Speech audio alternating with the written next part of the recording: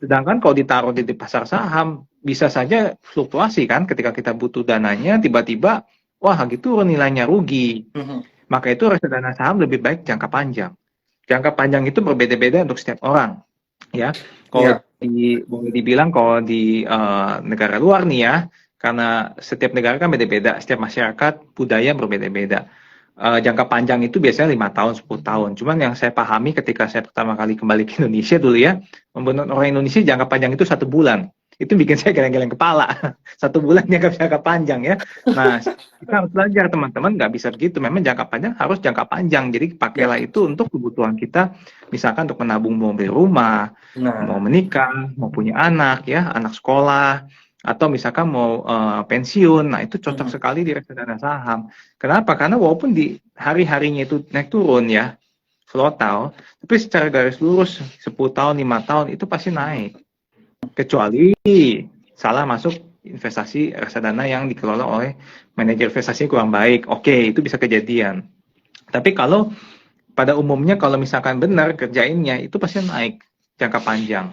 Cuma tinggal dihitung kenaikannya berapa persen, lalu fluktuasinya berapa persen selama berapa tahun gitu. Saya sendiri pribadi pun masih dengan kondisi kita yang memang sudah DIY di pasar modal, Mhm. tetap saya sendiri pun banyak dana ditaruh reksadana, bahkan pasar uang loh. Mhm.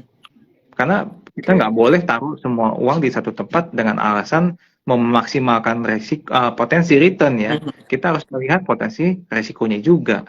Jadi nggak boleh greedy, semua harus dihitung baik-baik. Kalau jangka pendek udah disiplin taruh jangka pendek pasar uang. Yang udah nggak kepake, benar-benar nggak untuk anak sekolah, pensiun udah benar-benar reksadana saham. Simpen, taruh di aplikasi jangan dibuka-buka, nah gitu. Oke, berarti balik lagi ke tujuannya apa? Mau menabung reksadana ini seperti apa? Mau kalau misalnya mau Betul, menabung yang untuk dana pensiun, boleh ke reksadana saham karena untuk jangka panjang. betul, Atau kalau mau jangka pendek bisa ke pasar uang. Gitu ya Pak Jeff ya? betul, betul Benar. sekali.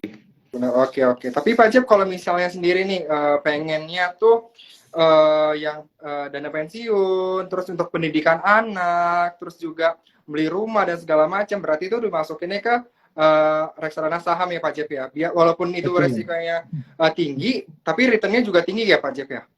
Betul, betul. Resikonya juga tinggi dan memang hasilnya pun akan tinggi, jauh di atas deposito dan juga jauh di atas inflasi. Jadi itu akan menjadi aset penyeimbang ya. Hmm. Oke, tapi apakah perlu nih Pak Jeff untuk melakukan perbandingan produk reksadana satu dengan lainnya? Itu penting nggak sih Pak Jeff? Oh tentu, reksadana itu cara membandingkannya cukup unik. Hmm. Kalau saya sebagai misalkan investor awam gitu ya, retail, saya pasti akan melihatnya baik gini. Jangan melihat reksadana dari performance jangka pendek 1 tahun, apalagi misalkan ini untuk jangka panjang punya produk seperti saham. Hmm. Kalau Bapak Ibu beli reksadana saham, mau beli reksadana saham ya, lalu memilihnya dari hasil return 1 tahun, salah besar. Itu yang akan menyebabkan cilaka. Harus melihatnya jangka panjang karena lihat dia punya track record selama 5 tahun, 3 tahun, 10 tahun itu seperti apa. Dari situ bisa lihat kira-kira lah ya prediksi 5 tahun lagi akan seperti apa. Tentu tidak akan ada yang bisa pasti ini tahun depan 2 tahun lagi 5 tahun lagi akan seperti itu. Tapi kan Hmm. sudah kelihatan track recordnya bisa menjadi sesuatu yang lebih kuat untuk dipercaya ketimbang kita pilih reksadana yang ternyata 1 tahun terakhir naik 20%. Pasti banyak retail masuk kan, awam masuk beli semua. Tapi ternyata kok nggak bagus ya tahun berikutnya. Oh ternyata kalau dilihat 5 tahun dia nggak Oh, perform. Dia cuma oke. perform di tahun terakhir doang. Nah itu banyak yang seperti itu. Cuma perform di tahun terakhir doang. Nggak tahu kenapa bisa begitu ya. Nah, mungkin juga hoki atau mungkin kebetulan we never know. Tapi yang jelas kalau dari sisi kami, si Nan Asset Management kami selalu berpatokan kepada long term performance. Makanya memang performance kami year on year itu nggak pernah bombastis ya. Mhm. Tapi kalau ditarik 3 tahun 5 tahun pasti mantap. Jauh Wih. di atas IHSG. Karena memang itu yang kami usahakan untuk bikin supaya stable. Jadi setiap reksadana, setiap fund manager punya karakteristik masing-masing. Kalau Mhm. mencari yang aman, stable, jangka panjang, pilihlah kami. Karena kami punya cara mengelola reksadana memang untuk jangka panjang dan untuk stability. Oke, nah untuk sobat pilih semuanya nih bisa banget tuh untuk beli reksadana itu melalui aplikasi Points ID. yang mana itu ada menu Pro Funds. Nanti di situ bisa kamu beli dan minimal deposit awal tuh tanpa minimal deposit awal sama sekali loh untuk sobat Philip semuanya loh. Jadi tinggal buka akun aja, nggak nyampe 5 menit kamu bisa mempunyai reksadana di akun Poems ID. Nah, balik lagi nih ke Pak Jeff, aku mau nanya lagi nih. Kan tadi kan membahas manajer investasi. Gimana sih memilih manajer investasi dan mengenali produk yang sesuai nih Pak Jeff? Nah, resepnya kan pertama kita tahu dulu ya profil risiko kita yang konservatif, yang agresif atau apa. Setelah tahu, baru kita screening manajer investasinya.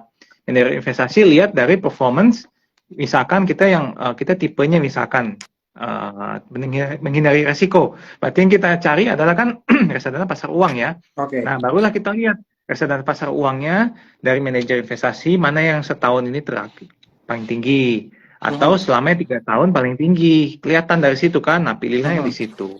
Tapi ketika milihnya reksadana saham, lihatlah mana yang 3 tahun, 5 tahun, 10 tahun yang paling bagus jumlahnya.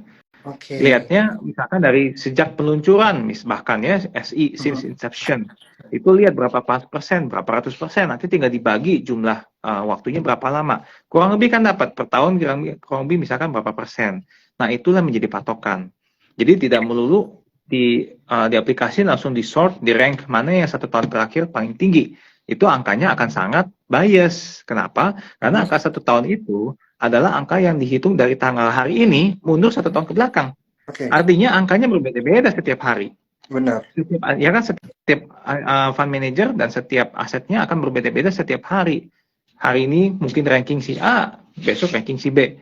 Maka lebih baik jangan lihat kayak gitu karena kita melihatnya jangka panjang. Kalau jangka pendek dan mau cuan cepat ya mau masuk saham, jangan masuk ke reksadana gitu ya. Reksadana benar-benar hanya untuk simpanan jangka panjang. Setuju, benar.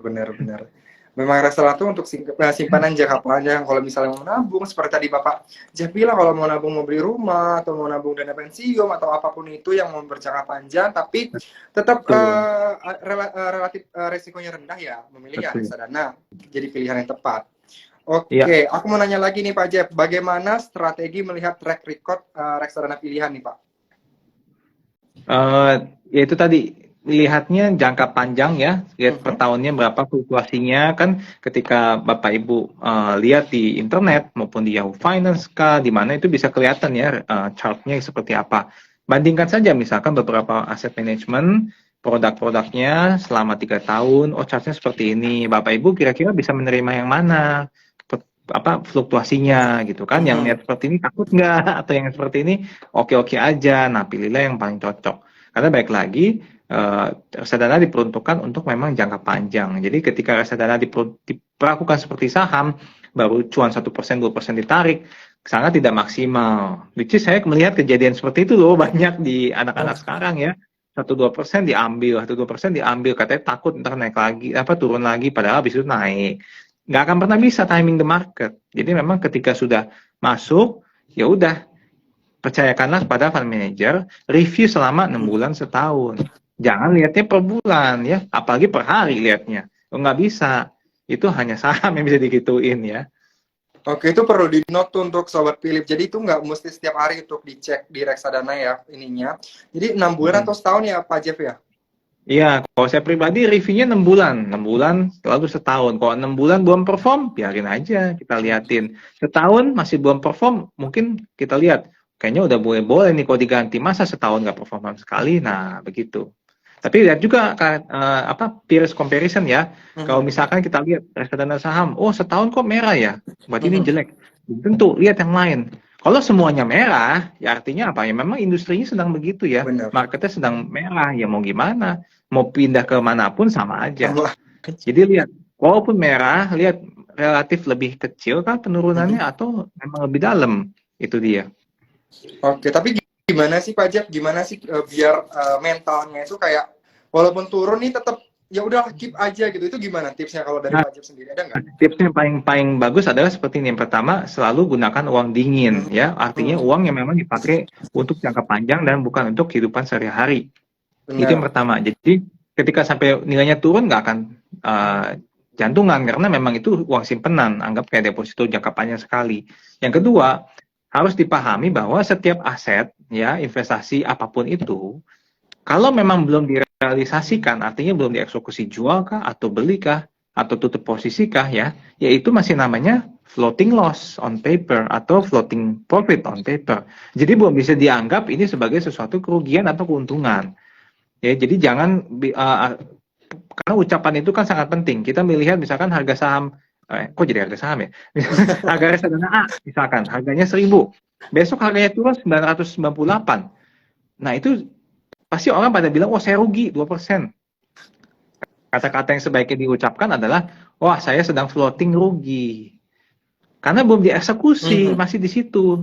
Someday besok naik lagi, ya kan? Demikian pula ketika itu naik harganya, saya belum untung, orang belum dijual kok, masih bentuknya paper, belum jadi uang cash di BCA kita, di permata kita ya. Jadi itu namanya masih floating profit. Karena anggap aja sama seperti kita beli mobil ya, kita beli Kijang Innova baru, harga 400 juta, baru keluar dari showroom, coba langsung jual. Apakah nilainya sama? Nggak mungkin kan, pasti turun 20%. Nah, tapi kan kita nggak mungkin jual saat itu juga. Walaupun kita bilang, oh ini floating minus. Karena kita bilang, ya kita pakai dulu dong. Nanti juga setahun 2 tahun harganya bisa naik. Demikian pula juga dengan reksadana, dengan saham, dan yang lain-lain. Seringkali yang menyebabkan kita jadi khawatir dan goyah itu karena pemahaman kita sendiri masih belum benar sih. Oke. Pemahaman. Jadi gimana tuh Pak Jeff? Pemahamannya itu biar bijaksana tuh dalam berinvestasi reksadana. Gitu. Ya, sebenarnya itu cukup mengetahui aja, cukup ngerti gitu ya, dari yang misalkan saya jelaskan sekarang bahwa setiap penaikan penurunan itu bentuknya belum final sebelum Bapak Ibu realisasikan atau jual reksadananya ya, tutup reksadananya, itu masih bisa ada harapan naik, demikian pula dengan harapan turun. Jadi jangan panik gitu ya, jangan terlalu panik. Karena berbeda dengan saham, apalagi berbeda dengan misalkan forex dan indeks yang Bapak Ibu mungkin ada yang pernah coba gitu ya.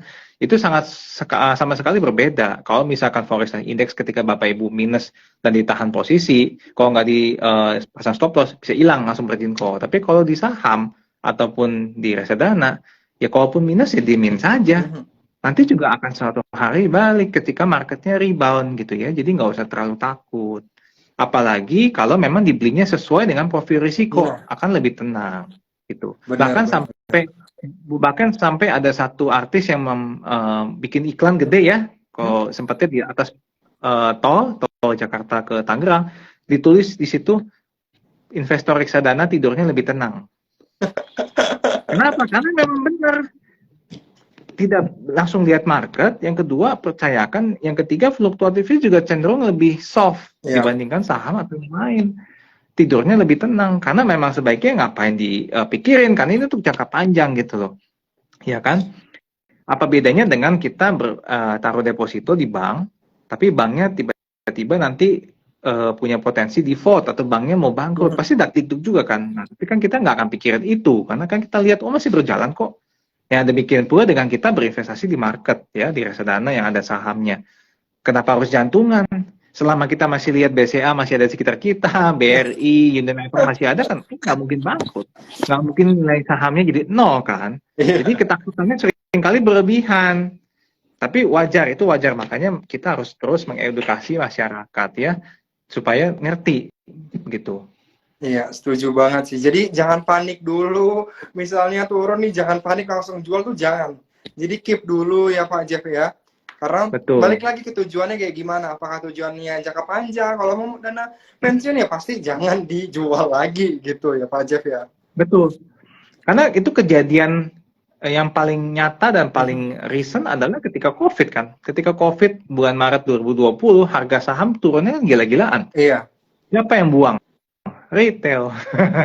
Ya, para retail investor yang ngerti market, nggak ngerti fundamental, ya pasti buang, takut, panik. Tapi buat yang ngerti market, itu waktunya serok. Benar. Dan benar kan, marketnya malah rebound kenceng sekali, ya kan? Hanya dalam waktu beberapa minggu, sudah hampir kembali ke posisi sebelum turun bahkan. Nah, demikian pula dengan reksadana, ketika itu mengalami penurunan seperti itu, nggak usah takut. Biasa aja gitu, bahkan kalau misalkan ada peluru lebih, beli lagi kalau saya gitu ya. Makanya itu sebenarnya bukan sesuatu yang kita bisa predik ya, namanya penurunan market, tapi kita ya ketika terjadi ya harus santai aja. Itu biasa di Oke, berarti market kan. iya, berarti ya jadi biasa aja dan jangan panik, itu kuncinya sih ya. Betul.